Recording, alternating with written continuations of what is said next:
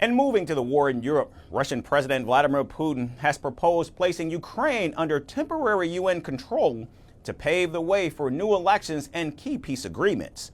Claiming that President Volodymyr Zelensky's leadership lacks legitimacy, Putin insisted bringing in a third party to be a viable government that quote-unquote enjoys the people's trust. In principle, of course, it would be possible, under the auspices of the UN, with the United States, even with European countries, and of course with our partners and friends, to discuss the possibility of introducing temporary administration in Ukraine. For what? In order to hold democratic elections, in order to bring to power a viable government that enjoys the people's trust, and then begin negotiations with it on a peace treaty.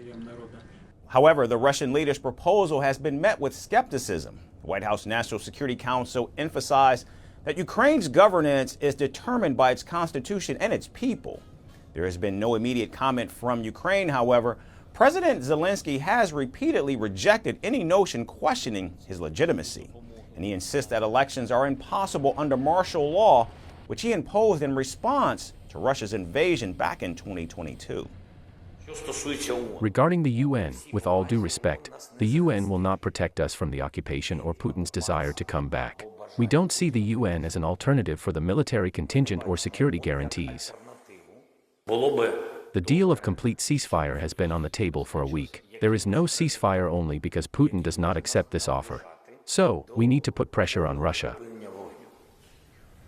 Now, as the situation remains tense, the U.S. has signed separate ceasefire agreements with Moscow and Kyiv for the Black Sea. However, Russia says the pact will only take effect if sanctions on a state bank are in fact lifted.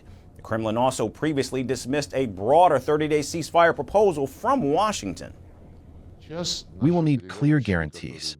And there may be guarantees, taking into account the sad experience of agreements with Kyiv. Guarantees may be only the result of a direct order from Washington to Zelensky and his team to do this, and not any other way. And it seems to me that our American partners have accepted this signal. Now, in the meantime, European leaders remain committed to bolstering Ukraine's defense capabilities. In fact, France and Britain have explored forming a reassurance force to secure Ukraine in case of a truce, but Russia firmly rejects any foreign troop presence. The first message is clear. It's that we will continue to support the Ukrainian people and the Ukrainian army in the short term. This is a necessity to be in the best possible condition to prepare for peace. We've agreed that we must go further now to support the peace process, support Ukraine, and increase the pressure on Russia to get serious. That means, first, stepping up the military pressure, so the Defense Secretary will chair the next Ukraine Defense Contact Group on the 11th of April. And in another surprising move, Putin has also confirmed Russia's readiness to work with North Korea and other nations to end the war. Western and Ukrainian sources estimate over 11,000 Korean troops have been deployed to bolster Russian forces in the Kursk region. As diplomatic efforts continue, European countries remain wary of Putin's moves.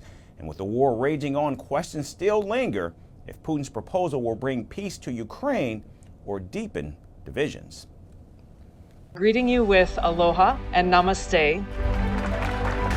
I love India. Presence, occupation of a territory by another country pertains to India, what we saw in Kashmir. The Prime Minister Modi.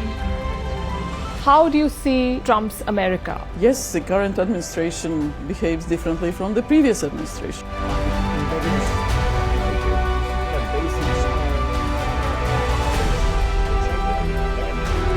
Are you saying that there are foreign powers who are trying to bring down the current government in Syria? Exactly. Bluntly, Iran, maybe Russia too. Prime Minister Modi committed to South-South, cooperation. Not over 50%. Is Ukraine prepared to pay the price for that peace? No compromises at the cost of territorial integrity and sovereignty.